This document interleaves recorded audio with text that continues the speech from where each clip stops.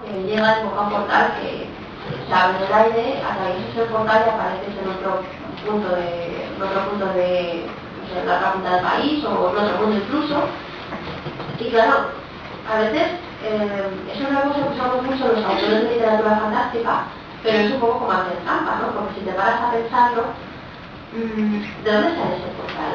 ¿Cómo tiene el mago el poder para abrir el portal y hacerte aparecer en otro lugar al instante? ¿Cómo sabe que ese portal que está abriendo va a conducirte al lugar que quiere conducir, no? Y la gran pregunta, si un mago tiene el poder de abrir un portal así por las manos, ¿por qué no lo hace más a menudo? Porque en los libros de fantasía hay los personajes se pasan tantos días montando a caballo y viajando de un lado para otro, y luego cuando están en apuros de repente llega el mago a abrir el portal y entonces se puede escapar, ¿no? Y eso lo digo claro porque yo también lo he visto. Es decir, aparece el mago y abre el portal y se escapan todos. Entonces empecé a pensar, ¿cómo son esos portales? Si tenemos un mundo de fantasía en el cual tienes la posibilidad de abrir un portal y viajar instantáneamente a otra punta del mundo, ¿cómo lo harías, no? También me llama la atención que en algunas películas o en algunos videojuegos los portales eran redondos y luminosos y muchas veces gráficamente parecían como mandalas, ¿no? Entonces, claro, los mandalas normalmente se pintan. Empecé a darle vueltas y entonces empecé a pensar en un mundo en el cual los portales se pintan en las paredes como si fueran mandalas.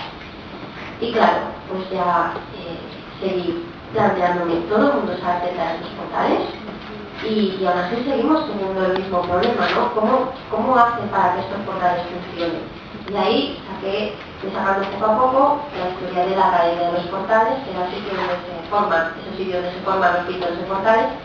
En el libro son personajes que saben cómo pintar estos portales y bueno, pues en el libro la propiedad fundamental de los portales proviene de la pintura que se utiliza, ¿no? Que la hace con un mineral especial. Así poquito a poquito fui poco a poco encajando las piezas de este puzzle. Intenté desarrollar los personajes, pues Tavi, que es el protagonista, son varios protagonistas, pero el principal es Tavi, que es un chico que estudia en la Academia de los Portales y que está a punto de graduarse, podemos decir. Lo único que le falta era para ser maestro, para ser pintor de portales, es hacer su proyecto final. Y bueno, les esperarán cuando le encargan pintar el portal para un humilde campesino que vive en la otra punta del país, vive hasta lejos de todo, y ha ahorrado toda su vida para tener el portal. Y bueno, así es como empieza el de los portales. Poco a poco, digamos, es una historia sobre todo que tiene una trama compleja.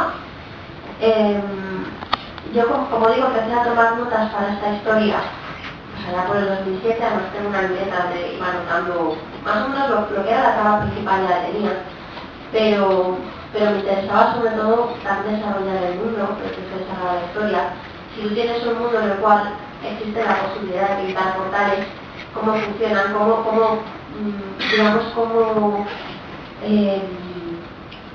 cómo afecta eso a la economía del mundo, a la sociedad, cómo sería vivir en un país en el que vives en una ciudad, vas a la plaza un día, haces un ratito de cola, atraviesas el portal y estás instantáneamente en una ciudad que está en la otra punta del país, ¿no?